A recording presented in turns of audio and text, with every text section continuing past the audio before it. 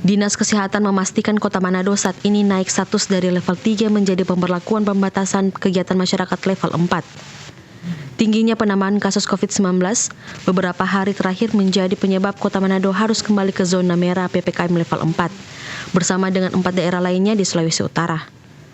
Sampai saat ini belum ada surat edaran resmi dari pemerintah kota terkait pembatasan-pembatasan saat kenaikan status dari PPKM level 3 ke PPKM level 4.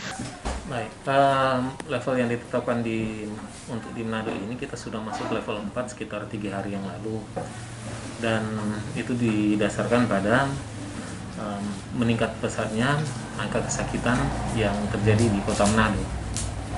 Dan pada hari kemarin kita sudah mencapai fluktuasi yang tertinggi, di mana sudah mencapai angka 400-an lebih. Dalam instruksi Mendagri tahun 2021 tentang pemberlakuan pembatasan kegiatan masyarakat level 4, pembelajaran tatap muka tidak diizinkan.